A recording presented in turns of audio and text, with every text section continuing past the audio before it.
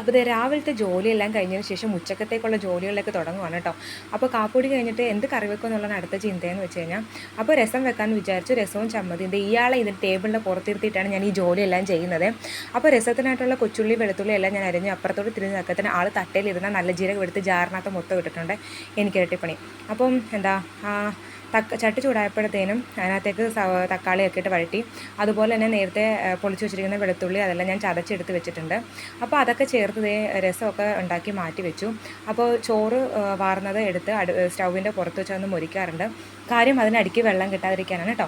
അപ്പോൾ ഇനി അടുത്ത് ചമ്മന്തി അരക്കണം. അതിനായിട്ടുള്ള തേങ്ങയെല്ലാം എടുത്ത് വെച്ചിട്ടുണ്ട്. അതിനകത്തേക്ക് കുറച്ച് കൊച്ചുള്ളിയും വേപ്പിലയും ഇഞ്ചിയും ചേർത്തിട്ടാണ് ചമ്മന്തി അരക്കുന്നത്. എരിവില്ലാത്ത മുളകുപൊടിയും ചേർക്കും, കാര്യം പിള്ളേർക്ക് കഴിക്കുന്നുണ്ട്. അങ്ങനെ ചമ്മന്തിയൊക്കെ സെറ്റാക്കി വെച്ചിട്ടുണ്ട്. അപ്പോൾ ഇനി കാണുന്ന 2 മുട്ട വറുക്കണം. അപ്പോൾ വാഷിംഗ് മെഷീനകത്ത് തുണിയെല്ലാം അലക്കിയിട്ടേക്കുവാണ്, അതെല്ലാം കൊണ്ട് വിരിച്ചിടണ്ടേ. അതെല്ലാം കഴിഞ്ഞ ശേഷം വന്നിട്ട് മുട്ട വറുക്കാൻ കയറി. അങ്ങനെ തുണിയെല്ലാം പിഴിഞ്ഞെടുത്തു. പുറത്തോട്ട് കൊണ്ട് വിരിച്ചിട്ടുണ്ടെങ്കിൽ നല്ല കട്ട വെയിലാണ്. മുഖത്ത് ഞാൻ തേച്ചേക്കുന്നത് ഇച്ചിരി മഞ്ഞൾപ്പൊടിയും തേനും കൂടി ചേർത്തിട്ടാണ് ഞാൻ ആ വെയിലത്തോട്ട് ഇറങ്ങാറ്. അല്ലെങ്കിൽ തന്നെ കരിഞ്ഞിരിക്കുവാണ്, അല്ലെങ്കിൽ ഒന്നും കൂടി കരിമാക്കാനെ കണക്കാവും. അങ്ങനെ തുണിയെല്ലാം വിരിച്ചിട്ടു. ഇനി അകത്തേക്ക് കയറിയിട്ട് ആ മുട്ട ഒന്ന് വറുക്കണ്ടേ. അപ്പോൾ സവോളയെല്ലാം അരിഞ്ഞെടുക്കണം. പച്ചമുളക് ചേർക്കാറില്ല, കാര്യം നല്ല എരിവുള്ള പച്ചമുളകാണ് നമ്മുടെ വീട്ടിലിരിക്കുന്നത് കേട്ടോ.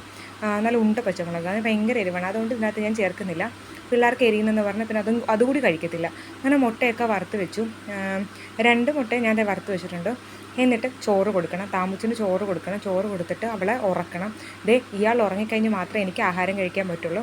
അങ്ങനെ ഉറക്കി കിടത്തിട്ട് ഞാൻ ചോറ് കഴിക്കാൻ പോകണം. നമ്മുടെ കൂട്ടാൻ എന്തൊക്കെയാണെന്ന് അറിയാമല്ലോ. ഇന്ന് മീനില്ലാത്തതുകൊണ്ട് രസവും ചമ്മന്തിയും മാത്രമാണ് കേട്ടോ. പിന്നെ ഉപ്പിലിട്ട് മാങ്ങ ഇരിപ്പുണ്ട്, അതും കൂട്ടി ഞാൻ ചോറ് കഴിക്കുകയാണേ. അപ്പോൾ ഉച്ചവരെയുള്ള വിശേഷങ്ങൾ ഇതാണ് കേട്ടോ. പുതിയൊരു വീഡിയോ ആയിട്ട് വരുന്നത്. Tata bye bye, see U.